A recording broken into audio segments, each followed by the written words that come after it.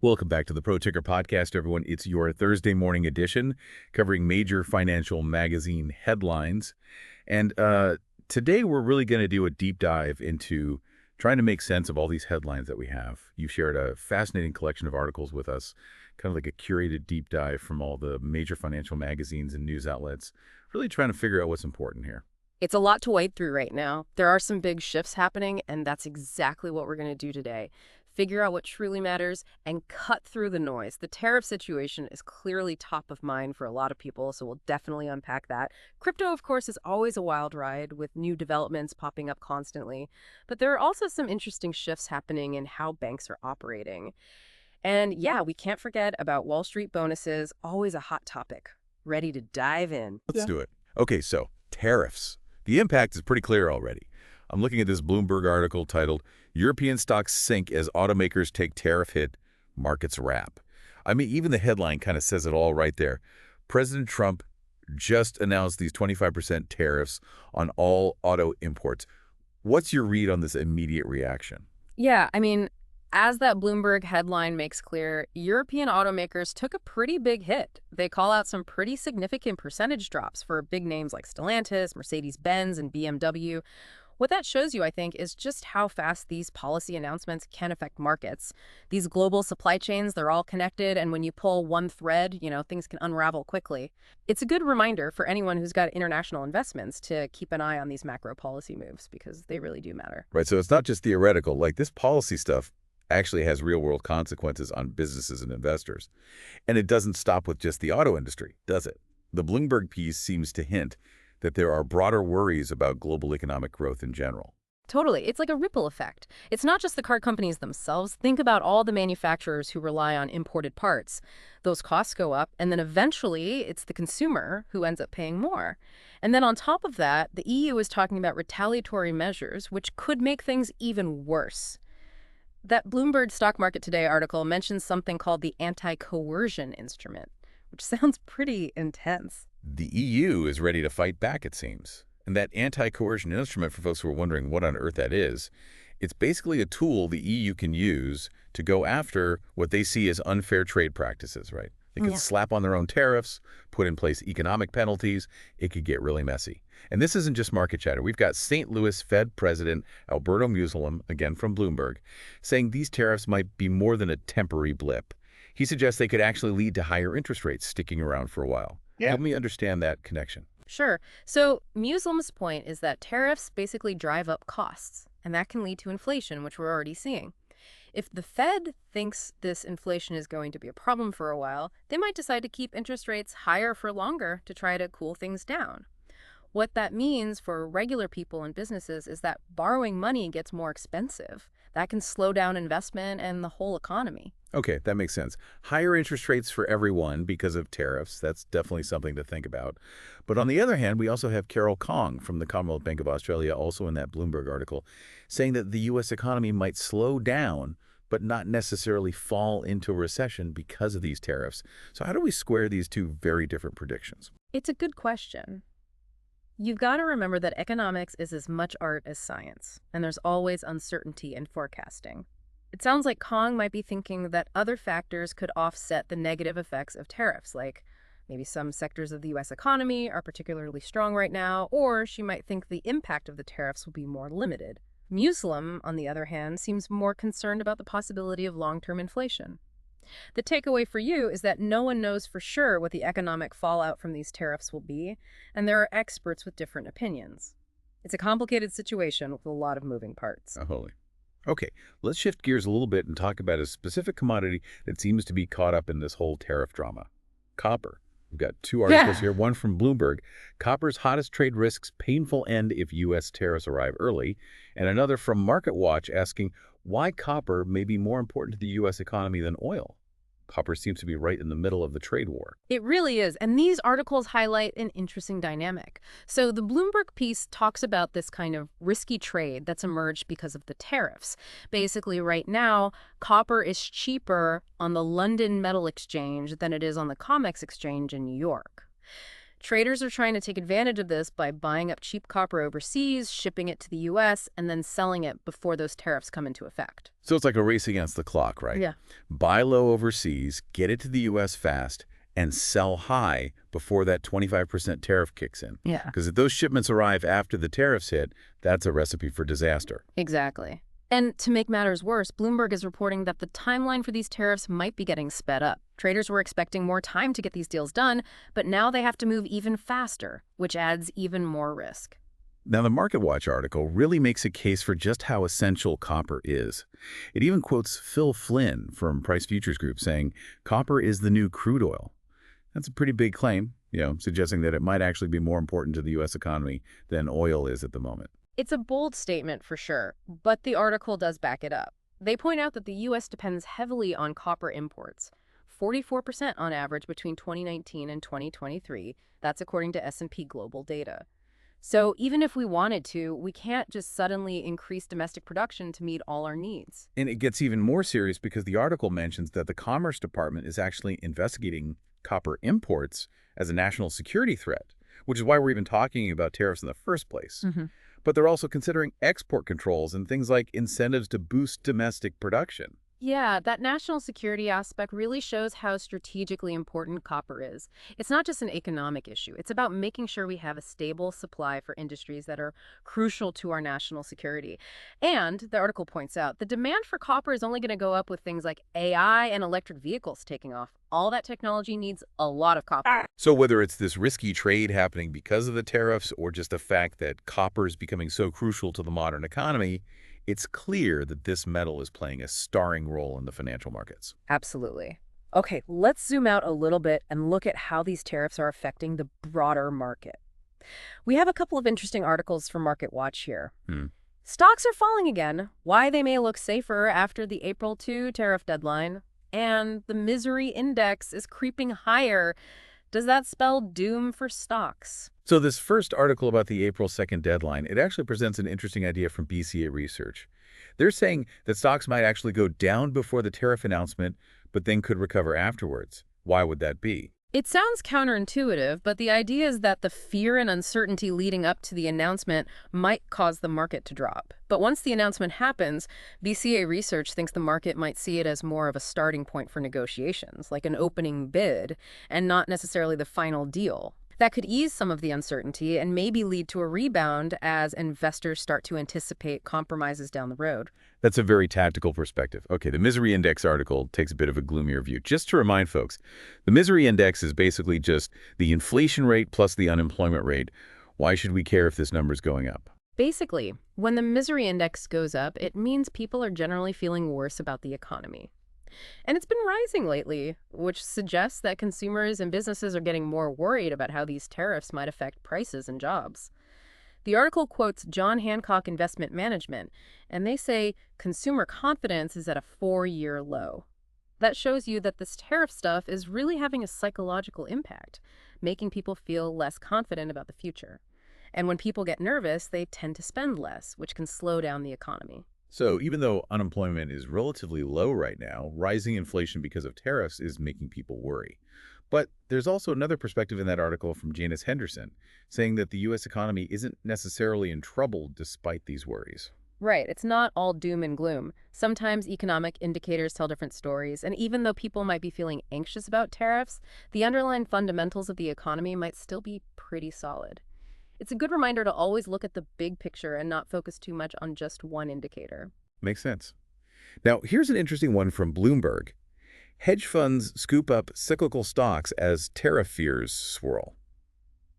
You'd think that with all this talk about tariffs hurting the economy, investors would be staying away from stocks that are sensitive to economic ups and downs, right? Right. But this article says hedge funds are doing the opposite. It seems counterintuitive, I know. But what the article explains is that despite these fears about tariffs, hedge funds have actually been buying up stocks in sectors like banks and energy, what they call cyclical stocks, at the fastest rate since December. These are the kinds of stocks that tend to do well when the economy is growing.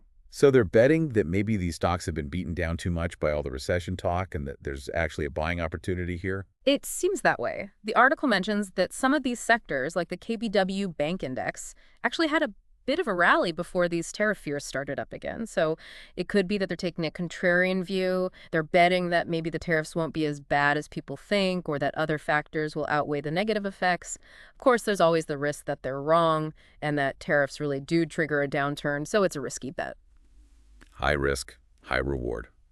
Okay, let's shift gears and head over to our crypto corner. There's always a lot happening in the world of digital assets. We've got a Bloomberg article here, Fidelity tests stablecoin and latest Wall Street blockchain push, which suggests that some of the big traditional financial players are taking crypto seriously. Big time. Fidelity is a giant in traditional finance, and they're now actively testing their own stablecoin. That's a really strong signal that blockchain technology and digital currencies are gaining mainstream acceptance. What it means for you is that this space is becoming more legitimate and integrated with traditional finance. That could mean lower costs and new financial services down the line. So even if you're not actively trading crypto, it's good to understand what's going on. And Fidelity isn't the only one doing this. The article mentions other major financial firms like PayPal, Robinhood, Revolut, and even Society General. It seems like everyone wants in on this stablecoin game. It's definitely a trend. Stablecoins, for those who don't know, are basically cryptocurrencies that are designed to maintain a stable value. They're usually pegged to something like the US dollar, and they're becoming really popular for things like cross-border payments and trading traditional assets on these blockchain platforms. The potential for lower costs and faster transactions is really appealing to these financial institutions. The article also talks about how the regulatory environment is evolving in Europe and how stablecoins might play a bigger role in the US, especially with President Trump seeming to be on board with the idea. It seems like politics plays a big part in how this all unfolds. No doubt. When you have regulatory clarity and political support, it can really make a difference for any new financial technology. And there's a lot of talk in Congress about creating a clearer framework for stablecoins in the US, maybe even giving them a bigger role in global payments. And if you combine that with the support from people like President Trump, it looks like the regulatory landscape could shift in a way that really accelerates the adoption of stablecoins. And speaking of blurring the lines between traditional finance and crypto, Fidelity is also reportedly planning to launch a tokenized money market fund. BlackRock already did something similar. This whole idea of tokenizing traditional assets seems to be another area where these two worlds are coming together. Absolutely. Tokenization is basically taking ownership of something like shares in a money market fund and representing it as a digital token on a blockchain. That can open up new investment opportunities, make things more liquid, and make the whole trading and settlement process more efficient. Okay, here's another interesting development in the crypto space. Bloomberg has an article about how Wyoming governor expects state to issue own stablecoin by July. A U.S. state launching its own cryptocurrency. That's pretty wild, right? What's the deal with that? Yeah, it's definitely groundbreaking. Governor Gordon says Wyoming is planning to launch its own cryptocurrency called WYST, and they're aiming to have it ready by July. The interesting thing here is that WYST is going to be fully backed by a reserve of U.S. Treasuries, cash, and repurchase agreements. They're even planning to keep over 102% capitalization just to be safe. That's a pretty big safety net. Yeah. And they're not just doing this for fun, are they? The state seems to have some pretty ambitious plans for this whole endeavor. They're hoping to use the interest earned on those reserve assets to fund things like education and infrastructure projects in Wyoming. They're even talking about using it as a tool for farmers and ranchers to develop new markets and make their transactions more efficient. It's a creative way for Wyoming to try to generate some revenue, especially considering their reliance on the fossil fuel industry, which is facing some challenges. The article points out that Wyoming has a history of being crypto-friendly and trying to become a hub for digital asset innovation. But it also mentions that some of their past crypto investments haven't always worked out, so there's definitely some risk involved. The article even mentions that they're considering 9 different blockchain platforms to host WYST, including some of the big names like Solana, Ethereum, and Polygon. I wonder which one they'll end up choosing. It'll be interesting to see. And what Governor Gordon said about Wyoming maybe having a better regulatory framework for stablecoins than the federal government in Washington is really interesting. It shows you how different jurisdictions are competing to attract and support innovation in the digital asset space. Speaking of the intersection of politics and crypto, we've got this Bloomberg article, Interactive Brokers, IBKR, adds crypto tokens associated with Trump. It seems like political endorsements are actually influencing which cryptocurrencies are available to trade on major platforms. Yeah, it really shows how politics and digital assets are becoming intertwined. So, Interactive Brokers, which is a big online brokerage, is adding a few new cryptocurrencies to its platform: Solana, Cardano, XRP, and Dogecoin. What's interesting is that the article mentions that former President Trump posted on Truth Social about XRP, Solana, and Cardano specifically, saying that they should be part of a U.S. crypto reserve. And then there's Elon Musk, a big Dogecoin fan, who was also mentioned in connection with Trump's idea of a Department of Government Efficiency, or DOGE. So it looks like what politicians are saying about crypto is having a real impact on the decisions made by these financial platforms. It's a pretty direct link between the political discourse and market access. Definitely. It just highlights how influential political narratives and endorsements can be in the digital asset space. The market pays attention to what prominent figures are saying, and those statements can sway sentiment and even influence the strategic choices of financial institutions. Our last stop in Crypto Corner is a bit bittersweet. It's the final edition of MarketWatch's Distributed Ledger newsletter, titled "Investors May Feel Like Chasing Bitcoin Higher This Spring. Here are this year's unique dangers." Even in its farewell, it's giving investors some words of caution. What are the main dangers they're highlighting? Right. So even though there might be some spring optimism in the crypto market, Distributed Ledger is pointing out some potential headwinds for investors to keep in mind.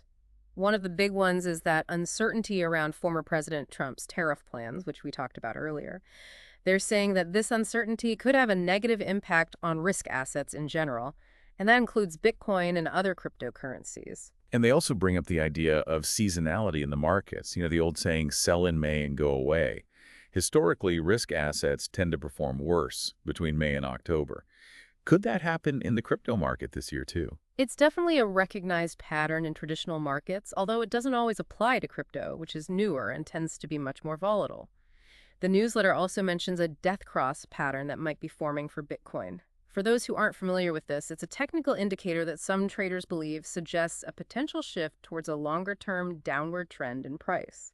And probably most importantly, they talk about how closely correlated Bitcoin's price movements are with U.S. stocks right now. Yeah. That's a big deal because it means that Bitcoin isn't really acting as a diversification tool within a portfolio. It's basically behaving like a riskier version of a stock. Right. So even though there might be some bullish sentiment in the short term, Distributed Ledger is reminding investors to be cautious and stay aware of these risks and how the broader economic environment is changing. Sound advice. Okay, let's move on to the more traditional side of finance with banking and bonuses. We've got this Bloomberg article with a pretty attention-grabbing title: U.S. banks finance their own competition to tune of $1 trillion. $1 trillion. That's just mind-boggling. What's going on here? It's a huge amount of money. The article explains this trend we've been seeing over the past 5 years, where traditional U.S. banks have been lending more and more to non-bank financial institutions, things like private equity firms, hedge funds, and private credit funds. And that lending has more than doubled in that time, reaching a total of $1 trillion last year. So what they're saying is that banks are actually providing the capital that allows these shadow banks to compete with them. It seems a little self-defeating, doesn't it? It does seem kind of counterintuitive. Brian Foran from Truist Securities is quoted in the article saying that, in effect, banks are financing their own competition. Part of this has to do with the stricter regulations banks have faced since the 2008 financial crisis. Those regulations created opportunities for non-bank lenders, who are less regulated, to step in and fill the gaps. And now traditional banks are trying to get in on the action by lending to these non-banks. Makes sense. The article mentions that banks are doing this to boost their revenue, especially since they're facing more competition for deposits these days. But it also raises concerns about risk. What if these shadow banks get into trouble? Does that put the whole banking system at risk? Exactly. That's what regulators and industry experts are worried about. This interconnectedness between traditional banks and non-banks could make banks more vulnerable to problems in the shadow banking sector. So regulators are now requiring banks to provide more detailed reports on their exposure to these non-bank institutions, just to keep tabs on things and try to manage the risk. It's interesting that they mention the growth of the private credit market in the article. It sounds like this sector is becoming increasingly dependent on borrowing from traditional banks. Yeah, and that kind of challenges the idea that these Non-bank lenders are operating completely outside the traditional banking system and not posing any systemic risk. As they become more reliant on bank funding, those lines get blurred, and it raises questions about the stability of the whole financial system. Okay, let's talk about the elephant in the room. Wall Street bonuses. We've got a Wall Street Journal article here. Wall Street bonuses powered New York's economy in 2024. Some worry they peaked. That headline pretty much sums it up, doesn't it? Big bonuses, but maybe not for long. Yeah, the article talks about this huge jump in Wall Street bonuses in 2024. The average bonus went up by 31% to a record high of $244,700. That's a lot of money flowing into the New York City economy, boosting tax revenues and local businesses. But as the headline says, there are worries that the party might be over. The article points to a few reasons why 2025 might not be as good. The market rally seems to be cooling down, there's still inflation, the tariffs we talked about earlier could have a negative impact, and some banks are even laying off staff. Yeah, the conditions that led to those big bonuses in 2024 might be changing. The article also mentions that mergers and acquisitions activity has been slow in 2025, and that's a big driver of revenue for Wall Street firms. It even quotes Mike Mayo, an analyst at Wells Fargo, who says there's a sense of paralysis in the market right now. That doesn't sound good for deal making, which could mean smaller bonuses. So even though 2024 was a great year for Wall Street bonuses and helped the New York City economy, it looks like things might be heading in a different direction now. Right. And all the things we've been talking about, the tariffs, the potential for slower economic growth, the market volatility, all of that affects how profitable these financial institutions are. And that ultimately determines how big the bonus pool is. Last but not least, we have another Wall Street Journal article about Robinhood. The title is Robinhood Customers Are Growing Up and the Brokerage Wants to Keep Them. It's a fascinating look at how a brokerage that used to appeal to a younger, more tech-savvy crowd is trying to adapt as their customers get older. It is. Robinhood was really popular with millennials and younger investors, especially during that whole meme stock craze. But now their customers are getting older and the median age is up to 35. So the company is shifting gears and trying to offer more services that appeal to older, more sophisticated investors with more complex financial needs. The article talks about some of the new things they're offering, like wealth management tools, customized investment portfolios, and even bank accounts with some pretty unique perks like discounts on helicopter rides and even cash deliveries in certain situations.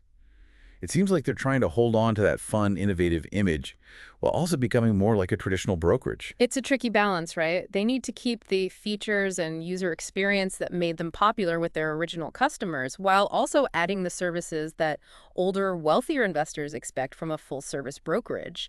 And the competition in the online brokerage space is getting fierce, which is probably pushing them to make these changes too.